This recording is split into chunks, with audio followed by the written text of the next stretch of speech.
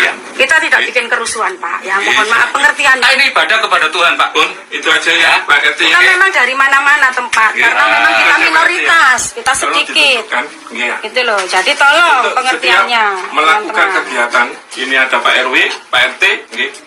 Setiap warga melakukan kegiatan, nggih, harus ada izin dari lingkungan. Udah itu yang saya titik berat. Ya, kegiatan Nggih. apa dulu, Pak? Kegiatan apa dulu? Semuanya yang Kalau melibatkan tadi contohnya semua Pak orang. Lurah, Iya, jalan orang kepang. Kita ini ibadah, bukan kegiatan, Pak. Ini Pada jalan kepang. ibadah, Cuma bukan ini loh, Mak. kegiatan. Maksudku kena ya. Ya. Aku njaluk lu kene dibatasi kegiatan. Nggak bisa, Pak. Tidak seperti orang Sing Muslim. dibatas itu sing seperti apa, Pak? Bentar, sing dibatas itu yang seperti apa? Wes. Kami hanya minggu saja loh Pokoknya hari ibadah ini, raya. Berarti nek minggu Saya Yang lainnya enggak. Ya. Kita tidak bikin kerusuhan, Pak. Ya, mohon maaf pengertian. Ini ibadah kepada Tuhan, Pak. Pun itu aja ya, Pak RT. Kita memang dari mana-mana tempat, Ya. karena memang kita minoritas. Nah, itu dia teman-temannya, lagi-lagi terjadi pelarangan ibadah orang Kristen, ya kan? Kali ini di Jawa Timur ya, tepatnya di Sidoarjo, ya, di mana ada seorang kepala desa yang akhirnya mendatangi, ya kan, mendatangi sebuah rumah doa di mana di situ ada diadakan ibadah Kristen di jemaat GPDI Tarik Sidoarjo, ya kan. Nah, ini lagi-lagi teman-temannya, dan akhirnya Bang Permadi Arya angkat bicara soal itu. Kita akan coba bacakan saja bagaimana sebuah caption dari Bang Permadi Arya di akun Instagramnya. Kemudian ketika beliau memposting video ini di akun Instagramnya, ini dia, saya akan bacakan ya. Cuma di Indonesia umat Islam boleh sholat berdoa di rumah, tapi umat Kristen tidak boleh berdoa di rumah.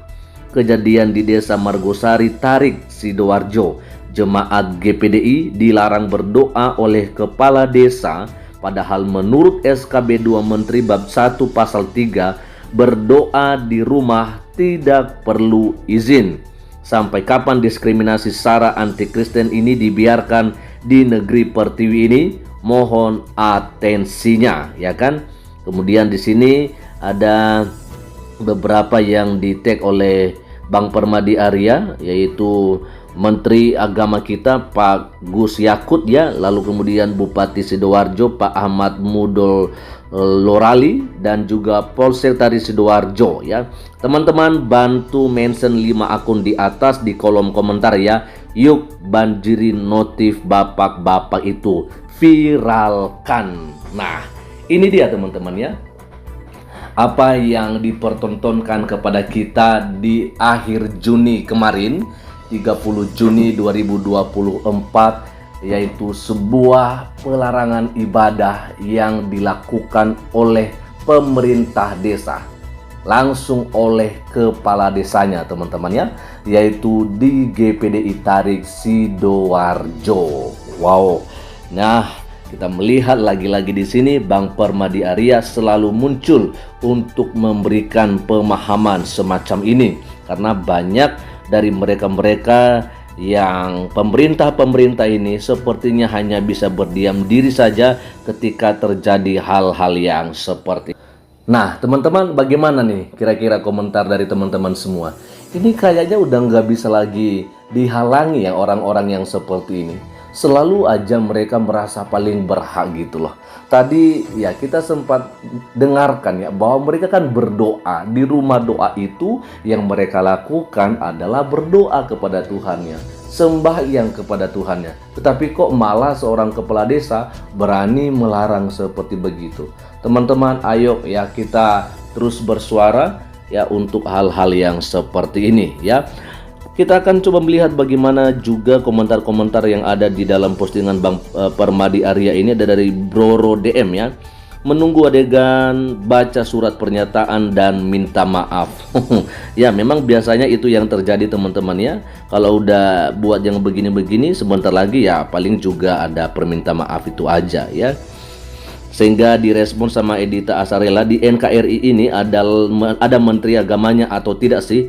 Apakah Bapak Gus Yakut masih menjabat sebagai Menteri Agama? Ya, serius nanya. Ya kayaknya ya masih gitu teman-teman ya. Memang ya kita melihat dalam setiap pidato-pidato yang disampaikan oleh beliau ya mengatakan bahwa dirinya adalah menteri untuk semua agama ya, bukan hanya menteri untuk agama Islam saja. Tetapi ya beliau sih nggak bisa ngapa-ngapain ya. Nanti kalau misalnya ditanya, nah ini yang salah ini pasti menterinya, nanti dibilang dah dia kan punya bawahan, jadi bawahannya ini yang takut sama masyarakat. Nah udah, kalau memang udah tahu ya kan bawahannya ini yang takut sama warga, yang takut sama kepala desa, harusnya Pak Menteri langsung dong yang turun tangan kalau begitu.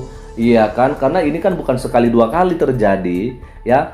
Maka saya pikir Pak Menteri bisa langsung, ya kan, bisa langsung. Nah, bagaimana nih kira-kira? Kita akan coba tunggu nanti bagaimana kelanjutannya teman-teman ya. Apakah memang hanya ada permintaan maaf atau bagaimana, ya kan? Oke, lanjut ada dari Berkat Zegaril ya. Kami tidak membaca kitab sucimu, tapi kami baca perbuatanmu. Tunjukkan kualitas imanmu melalui perbuatanmu. Keren sekali. Ya, setuju untuk Bro Berkat Zega ya. Setuju sekali ya. Lalu ada juga komentar dari Beni Budjihanto ya. Budhijanto maksud saya. Capek juga sama oknum yang begini terus ya. Nggak paham-paham, bentar lagi materai sama surat pernyataan lagi. Usul emang harus dipecat aja oknum RT yang kayak gini ya. Nah, kita akan coba lihat saja berani nggak dipecat gitu ya.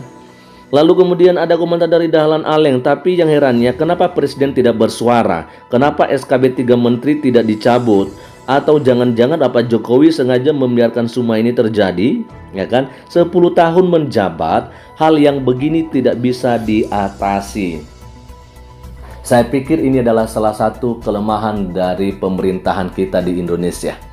Betul sekali kalau misalnya wajar Pak Jokowi dikritik soal hal yang begini. 10 tahun memang teman-teman ya, sebagai Presiden Republik Indonesia yang dikenal oleh semua bangsa, yang dikenal di seluruh dunia, tetapi tidak bisa memberikan kenyamanan kepada warganya sendiri, khususnya untuk umat Kristen di Indonesia. Bagaimana? Apa hasil daripada Pak Presiden memberikan kenyamanan kepada seluruh masyarakat rakyat yang ada? Kayaknya enggak gitu ya. Jadi ini yang menjadi tentunya pergumulan kita bersama teman-teman ya. Ada juga komentar dari GC Sablon, salahnya di mana ya? Mereka yang koar-koar pakai toa setiap hari saja, yang minoritas nggak pernah marah. Nah itu dia. Kalau mereka sih itu penistaan agama kalau misalnya kita mau kritik itu loh. Coba lihat bagaimana dulu ada yang pernah itu Ibu Melia ya, saya lupa namanya, yang akhirnya dipenjara 18 bulan kalau saya nggak salah. Wah itu ngeri loh, itu ngeri sekali ya, hanya karena mengkritik soal suara adzan atau toa itu. Lalu ada juga komentar dari Yohan Patilo, teruslah begitu, teruslah merasa paling ya, biarlah semesta yang akan bekerja kepada umat minoritas, tetap semangat, sakitmu akan terbayar lunas, wait and see. Betul sekali, kita percaya teman-teman ya, bahwa Tuhan nggak akan tutup mata dengan apa yang dialami oleh umat-umat yang percaya kepadanya. Amin ya. Tuhan pasti membela, Tuhan pasti menolong, Tuhan yang akan berperang di pihak kita. Amin. Ada komentar dari IDEI 29, Islam itu muncul terakhir ibarat anak bontot ya, yang sangat manja, rewelan, maunya menang terus dan cengeng. Kakak-kakaknya harus mengalah. Ini keren sekali dan bagi saya sih it's okay aja. Hanya kita di negara ini adalah mempunyai hak dan kewajiban yang sama. Ya, konstitusi kita menjamin akan hal itu. Ini yang kita suarakan. Kalau kita diam, seakan kita nggak tahu dan nggak mengerti dan nggak paham bagaimana dengan konstitusi kita. Ya kan? Ini yang terus kita suarakan. Ya. Lalu ada komentar dari Andi Kane John, tetap laksanakan ibadahnya, nggak usah pedulikan Pak Lurah, RT, RW, lanjut terus. Lalu kalau kalian mau apa ya, ibadah nggak perlu izin. Hei para radikal sesat, mau kalian apa? Itu ya, ayo jawab tuh. Ada komentar dari Manjar Manik, apa sih yang ditakutin kalau lihat orang Kristen melakukan kegiatan? Sampai segitunya dijegal dan dicekal sana sini. Ya memang kalau udah setan ya pasti takut sama orang-orang yang lagi beribadah sama Kristus gitu ya. Lalu berikutnya ada dari Henry Lu ya, aku heran bangsa ini sibuk urus agama aja ya, otak nggak bisa kebuka sikit. Ya mau bagaimana lagi, masalah di Hamas aja, di Gaza aja juga mereka sok-sok bela Palestina ya kan, karena seagama. Coba. Nah itu dia ya. Ada komentar dari Draga Herafi. Siapa sih awalnya yang melarang-larang umat Islam beribadah? Ya, pada zaman saya kecil tidak ada isu pelarangan begini. Kami saling menyayangi dan menghormati keyakinan kami masing-masing dan membebaskan umat beragama di seluruh Indonesia untuk beribadah. Saya ingin kembali ke masa itu di mana persahabatan dan peribadahan kami bebas dan saling respect. Betul sekali, ini kayak di Maluku ya, di Sulawesi Utara dan juga di Nias ya, kita nggak ada masalah gitu loh soal beribadah ya. Kita bebas di sini, yang penting tidak mengganggu orang lain. Itu aja. Nggak perlu izin, nggak perlu ya. Lalu ada komentar dari Ani Wilar 29. Apa pengajian di rumah juga harus minta izin? Iya, kalau misalnya nggak ada standar ganda ya harusnya begitu, ya kan? Kalau kita diwajibkan ada izin, ya mereka juga harus ada izin. Tapi kayaknya sih nggak. Pernah disampaikan oleh Ustadz Supanoman Abdul Karim bahwa di Indonesia ini terlalu banyak musola dan masjid yang nggak punya IMB, tapi mereka bebas untuk mendirikan pembangunan rumah ibadah mereka. Kristen sulit sekali ya.